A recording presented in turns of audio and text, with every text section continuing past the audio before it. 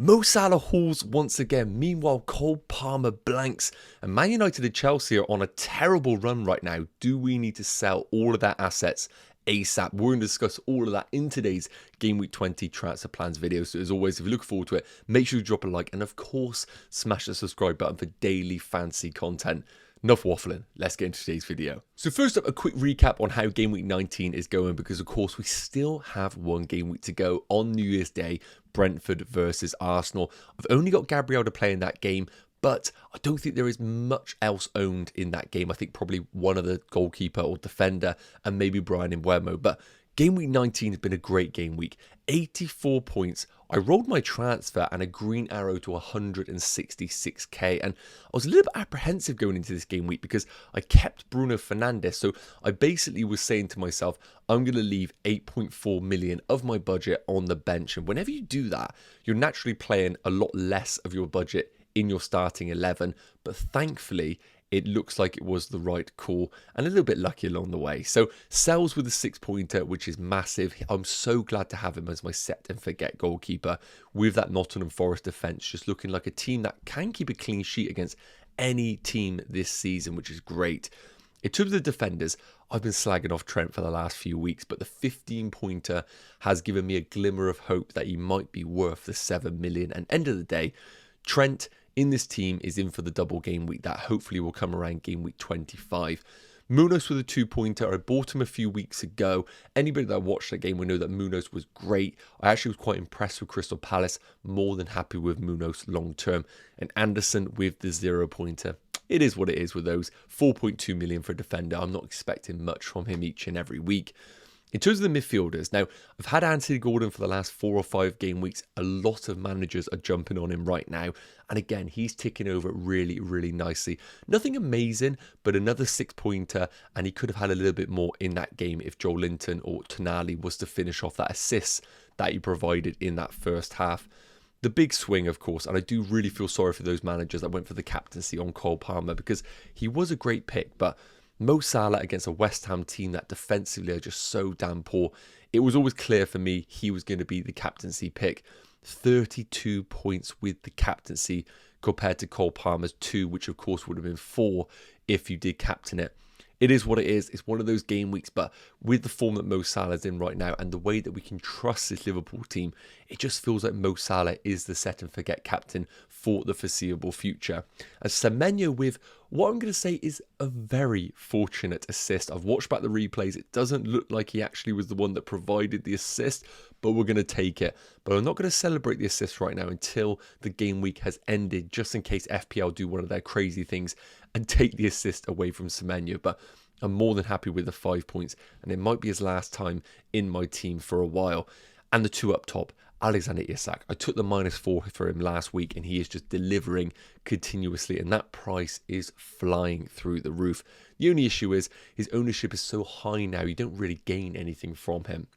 And finally, the man who I've hated all season, João Pedro, delivers with 2 assists, the 9-pointer. That has been magnificent this week because I really am losing faith in both Brighton and João Pedro, but he might stay around in my team for a little bit longer. So 84 points, Gabriel still to play. If we get the clean sheet, it probably will be 90 points and it'll be a healthy green arrow. Let me know in the comment section, how did you get on in Game Week 19? Let's take a look at a few things you may have missed in Game Week 19 that are going to be really important for Game Week 20. So I want to cover off 10 things that we learned from Game Week 19 that we could take going into Game Week 20, because I think this is quite important for us. It's such a busy, festive period. A lot of things kind of just pass us by with a lot of things going on like family commitments, and also these are just a few things that are of note that might help you going into Game Week 20. So the first thing, Morgan Rogers, goal and an assist, unbelievable for owners in Game Week 19. The problem is that he is now suspended for Game Week 20 against Leicester, which is the fixture that everybody wanted, picking up his 5th yellow card. It was the last game that players can get yellow carded and be banned for, and that was the game for Morgan Rogers. The problem is over 100,000 managers have bought Morgan Rogers going into Game Week 20 unaware of this ban. Do not be buying him right now. If you own him, you can easily bench him this week. I still think he remains a great pick, but Game Week 20 was the one that you wanted him in. take the points in game week 19 and be thankful of that, I guess. Number 2, Cunha went off injured at halftime against Spurs. Now, there's a few reports saying it isn't anything serious, but it's not ideal going into game week 20. And importantly, we're still waiting for an update on the ban. If it was me right now with Cunha, I probably would just keep him for now, assess during the week. If we get an update on the injury that he's out, get him gone. And of course, if we get an update on the ban, get him sold. I think it's a keep for now until we get that update. Number 3, Munoz registered a 1.06 expected goals, the second highest of any player, defender, midfielder, forward in game week 19. So for those that brought in Munoz and are disappointed, you can count yourself unlucky. It was a brilliant game week. He should have scored. Anybody that watched it, he missed from like 2 yards out. Really, really promising. And with Chelsea up next, as a Chelsea fan, I feel like he could deliver in that fixture as well. I think Chelsea are all over the place right now. Number 4, Chris Wood, goal and an assist. He's had a few blanks prior to game week 19, but he comes up with the goods, and obviously coming off around 75 minutes, but I don't think that's any concern right now. We know Nuno loves him as his forward, and he's the most bought player going into game week 20. Now, do I think you should rip up your teams to bring in Chris Wood? The answer is going to be no.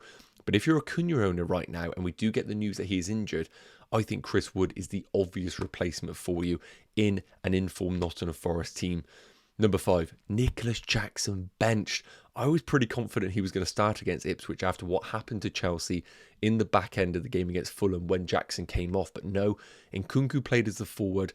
I think that's the last time we might see that. I think Jackson, even though he's been quite poor recently, gives everything that this Chelsea team needs as the forward that Nkunku cannot. But it's 4 blanks in the last 5 matches. I'm a little bit concerned about Chelsea. I think this was always going to happen in a young team. When the wheels fall off, they fall off. And I think we could continue this poor run, especially against Crystal Palace in game week 20. I wouldn't be selling Jackson, but I would be a little bit concerned about Chelsea as a team going forward. Number 6, anyone that watched the Liverpool game would know that Gomez went off injured. Quansah came on. 3.9 million is an amazing price point. The problem, of course, we've got game week 20 and a little bit of break between 20 and 21. We might have Konate back by then, and we know that Arne Slot loves the combination of Konate and Virgil van Dijk. I think Quansah is a total avoid. He is not worth it because he will allocate one of your Liverpool spots, and if Konate comes back, then you're stuck with Quansah in your team. 7. Now, this isn't huge, but Shah is now suspended for game week 20 against Spurs because he picked up a yellow card similar to Morgan Rogers. Now, of course, I don't think there are many Shah owners out there, but if you're a Spurs owner, Solanke, Son, Kulusevski, I think Newcastle could be a little bit hindered with that suspension to Fabian Shah in the defence. And I think Spurs could have a little bit more joy than what we first thought against Newcastle. So I probably would keep my Spurs attackers now that Shah is suspended because they are a little bit limited in those centre-back areas. Number 8, sticking on the theme of Newcastle, Lewis Hall, 40 points over the last 4 game weeks. He has been an absolute monster. I do not see him losing his place at all this season. Still a great buy in that Newcastle defence, even with the Fabian Shah suspension. He is a brilliant asset and one that we need to remember for next season. Number 9, João Pedro with 2 assists, a player that I've been slagging off. However, only from a 0.27 expected goal involvement. So it wasn't like he was phenomenal in the game. However, with Ipswich coming up in game week 21, I believe, I think we probably do keep João Pedro for now. And finally, Haaland scored. I am so happy for owners out there that kept the faith. Don't sell him, but don't buy him. Man City weren't good, it's worth noting, but Haaland scored.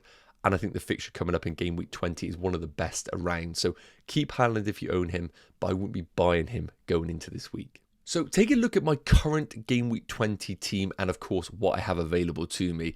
This is how it is looking. I've got 0 in the bank and 2 free transfers. And that was the big reason why I decided to roll in game week 19.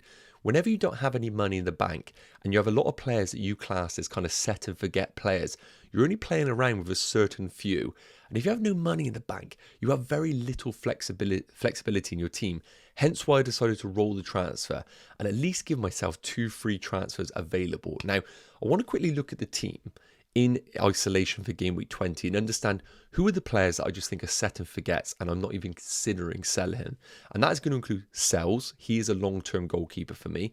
Trent and Gabriel in the defence are just long-term picks, especially with this double game week for Liverpool. and Munoz is going to come into that bracket. In terms of the midfielders, Gordon, Palmer, Mo Salah, set and forgets in my team for the foreseeable. Isak, of course, in my team. So really, the players that are possible sells is, well, Anderson and Van den Berg are literally budget players, so I can't be selling those. So the only players that I can actually sell going into game week 20 would include Semenyo, Bruno Fernandes, Vissa, and João Pedro. I literally only have 4 players to play around with in my team, because outside of that, the other players are either too cheap to sell, or they're players that just have too much FPL value to even consider selling. So I'm in a bit of a spot right now with 2 free transfers where I really need to understand, is there any player out there in the game that is actually worth me selling one of those 4 players to bring in for game week 20 in isolation? Now, what I want to do quickly is bring up the game week 20 fixtures in isolation to understand, are there actually any teams that I need to chase in game week 20? Now, looking at them right now, Spurs Newcastle, I don't want to go near Spurs assets. It's not worth a transfer. Villa Leicester, Morgan Rogers now suspended. I don't feel confident in any Villa player. Watkins is a luxury option. I already have Semenyo in that Bournemouth game. Crystal Palace is very interesting with Ismaila Sarr and Eze. I do think Eze is one that I could consider for that game, but I know Chelsea have been poor recently, but do I feel like I have to bring in Eze for that game? I think the answer is no. I think I'd rather maybe reassess and understand what is going on in that Crystal Palace attack. Are Eze and Ismaila Sarr essential? Again, City, I can't justify bringing in any of them assets. Southampton, Brentford, very meh fixture. Brighton, Arsenal, I already have a piece of Gabriel. I don't feel like Odegaard is great value. And then we come into the Sunday games. Fulham, Ipswich, again, I just don't feel like I want to bring in a Fulham asset right now in the shape of a Iwobi. Liverpool, Man United, definitely a consideration for Luis Diaz. And then Wolves, Nottingham Forest. Again, Chris Wood could be an option. But right now, for me to get to Chris Wood in my team, I would have to free up funds by doing a Bruno Fernandes maybe down to a cheaper option to then upgrade someone like a Pedro or a Vissa. And I feel like that is surgery to my team that doesn't actually greatly improve it. So for game week 20 in isolation, I don't actually think there are many amazing moves that I can make. And the fact that I've got João Pedro on my bench and Munoz, I think actually shows how good the depth is in my team right now. However, I do want to talk about Bruno Fernandes, because even though he didn't play in game week 19, after watching Man United, I'm just starting to lose complete faith in them as a team. And I wanted to keep Bruno because I felt like if he gets a penalty against Liverpool, he's worth keeping. And then in game week 21, they got Southampton. But am I even confident that they're going to go on a run against Southampton with those great fixtures long term? And I think the answer is going to be no. So let's take a quick look at some Bruno replacements, because right now I am debating, do I just get rid of him and just understand that Man United are a terrible team right now? So if I was to replace Bruno Fernandes in game week 20, where would I go? Now, last week's video, we spoke about Morgan Rogers, Ismaila Sarr and Odegaard. I personally come to the conclusion that I just don't like Odegaard as an FPL option. I would need to see so much more from him, hence why he's not on the list. Ismaila Sarr, I still think is a fantastic option. I probably would put him as good as Eze, but I do want to have a little bit of a deep dive on Eze, just because he was the one that scored in game week 19. And we had Morgan Rogers on the list, but of course, now he's suspended for game week 20. I wouldn't even consider Morgan Rogers an option until maybe game week 22. So we got 3 new names on the list here. We got Elanga, who I cannot believe is only 5.2 million. I don't think anybody's really considered him as an option. Eze at 6.6 million. And then we got Luis Diaz at 7.6 million, a guy who is just ticking over really nicely in that Liverpool team. The problem, of course, is does he play every game? So let's take a little bit of a deep dive into the underlying numbers right now. Now, of course, Luis Diaz does top it. I'm not surprised at that in terms of expected FPL points per 90, 6.98. His XG when he plays is fantastic at 0.51, and his expected assist at 0.22 per 90. And he also had decent shot volume, around 3 per 90 minutes. In terms of Eze, now of course, much more minutes in comparison to Diaz and Elanga. And whenever we look at Eze, I think we all know he's a fantastic player, but he hasn't really done it this season. 0.34 expected goals per 90 is decent, but his creativity numbers have actually been quite poor, 0.18. And his big chances really bad at 0.43 per 90 minutes. Maybe we see an improvement with Crystal Palace improving as a team, but right now across the course of the season, I can understand why managers haven't put any trust in Eze, especially when Ismaila Sarr is ticking over with actually better numbers than that of Eze. In terms of Elanga, when we look at his numbers, they're not incredible. 0.27 expected goals per 90, 0.15 expected assists per 90 minutes. And again, his big chances don't really exist. My big red flag with Elanga is the shots per 90 is low, 1.63. Again, if I'm looking to invest in an asset, I kind of want to see that shot volume a bit higher. It does feel like with Elanga that when he does get these opportunities, it's sometimes on the counter-attack when he's running into space like we saw in the previous game week. So I think Elanga's kind of ways of scoring might be a bit more limited to that of Luis Diaz and Eze. So even though Elanga is really exciting at 5.2 million, I know there's a little bit of hype about him, I just don't feel like I want to go there, especially with the fixtures coming up. Wolves away under a new manager, I just don't feel compelled to bring in a Forest player. And then they got Liverpool at home. They could definitely do the business against Liverpool, but I don't want a Forest player for that. Then they have some okay fixtures like Southampton, Bournemouth and Brighton. So I want to see a little bit more from Elanga over the next few weeks to even consider bringing him in. So it comes down to Eze versus Luis Diaz. Both of these free up funds for me to do other stuff in the team. Eze, I think, could start to be back on the menu, but I feel like with the Chelsea game, I know Chelsea are quite poor right now and Palace are at home. I might just actually want to treat this game week 20 game as just a game for me to observe them, see who is actually the one to go for, whether Eze is worth the additional 0.8 million. And then coming into game week 21, Leicester, West Ham, Brentford, Man United, Everton, really good long-term fixtures. So I feel like for game week 20, I could definitely jump on Eze or that, but I feel like with the bench that I've got right now, I feel like I want one more game week to assess Crystal Palace and understand if Eze or Ismaila Sarr is the one to go for. So I'm happy to wait on Palace. So it comes down to Luis Diaz. Now, I'm a little bit worried about Liverpool in general. I think Jota coming back into the team just muddies the water a little bit. They got Man United, which is an incredible game for game week 20. And it does feel quite exciting bringing in Luis Diaz for that game. I think he probably does start once again in that fixture.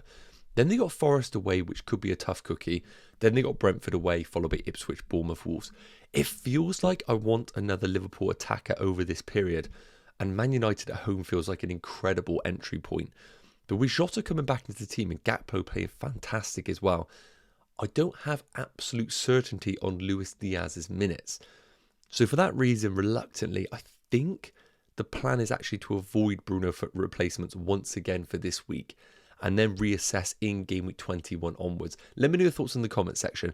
Am I just being really blindsided with Bruno Fernandes? And should I just bring in Luis Diaz? So as you may have guessed from the previous sections, the plan for game week 20 right now is to roll the transfer controversially. I already have 2 transfers, but I feel like in this season, the fact that you can get up to 5 free transfers, and we got a lot of stuff happening in the foreseeable future with like the double game weeks and the assistant manager chip coming, I feel like when I look at my squad right now, could I improve it by doing Bruno Fernandes to Luis Diaz? Yes, I do think I can. But am I a little bit worried about Luis Diaz's minutes over the foreseeable? I think the answer is yes. Do I like Eze as a pick? Yes, but is the entry point good against Chelsea? I think it could be better. So with all that said, and especially having the bench like I do, I think João Pedro comes into his own in these big games. And Munoz, I wouldn't be surprised if he did deliver against Chelsea the way that Chelsea are playing right now. I think the team is good enough to roll the transfer and allow myself 3 free transfers for game week 21. So if we were to do that, coming into game week 21, the team would look something like this. Now again, Bruno Fernandes, like, if I do keep him for game week 20, I have to keep him for game week 21 as well, because the fixture is just too good. But I need to come to an understanding of whether Man United are just completely cooked under Amorim, or are they actually a team that could be revitalised over this period? Because with the fixtures coming up for Man United, you basically are keeping him for this period here. Southampton, Brighton, Fulham, Palace. I mean, if we don't see any sort of bounce back from Man United over this period, then I think Amorim probably does get the chop. So I'm backing Amorim to turn this team in game week 21, not game week 20. And I hope having a talismanic figure on penalties for game week 21 could be a brilliant differential. So remember, game week 21, I would have 3 free transfers, but I can't lie, the team looks fantastic for this week. Now, I've got Vissa currently starting at home against Man City because I actually think that's not a bad fixture at all. I could see Brentford actually really hurting Man City in that final third in that game. So there is actually a world right now where I roll the transfer again in game week 21. Now, if we look at game week 21 fixtures in isolation, who do I not own? Well, I've already got João Pedro for this game. I've got Munoz for this game, and I think I could bring in Eze or Ismaila Sarr as discussed. I don't really feel like I need anything for that game necessarily. I've got Bruno, I've got Gordon and Isak. And outside of that, I don't feel like there are any other games that I'm really missing for game week 21. So there is a world where I actually just roll the transfer once again in game week 21, which feels like a very, very blessed opportunity. But again, I could, if I wanted to, maybe downgrade somebody in my team and bring up Semenyo to an Ismaila Sarr or someone like an Eze. But if I was to maybe roll the transfer again, I would have 4 free transfers going into game week 22. And that feels like the position that I want to put my team in. I know it's really, really boring, but I feel like if I can get to game week 22 with 4 free transfers, this is where I can make real improvements in the team. I can take the money out of certain positions if I want to. I can start to change the front 3 because I feel like we're starting to get into a position where I can't cling on to Vissa any longer, possibly. So for that reason, as you can see on my team, I don't like to long-term plan in terms of what I'm going to do from game week 22 onwards, but because my team looks strong in the other weeks, I actually think rolling the transfer is the right move. And then if I can roll it in 21, just allow myself super flexibility in game week 22 to go off in different directions depending on what I see in the upcoming weeks. So that's the plan. Roll the transfer in game week 20 and controversially keep Bruno Fernandes. Let me know your thoughts in the comment section. I'll be very interested to know your thoughts on that one. Yes, guys, okay, that's going to wrap up today's Game Week 20 transfer plans video. We've got a bit more of a normal structure this week with the Game Week 20 deadline being this weekend. So we'll go back to the usual stuff of top transfers, team selection, and a couple of live streams. So if you're not already, make sure you do subscribe to the channel to be alerted whenever those videos do come about. And if you did enjoy today's video, make sure you do drop a like. If you have any questions, pop them in the comment section. I'll be sure to get to them. Have an amazing day, and I'll see you in the next one. Take care. Cheers.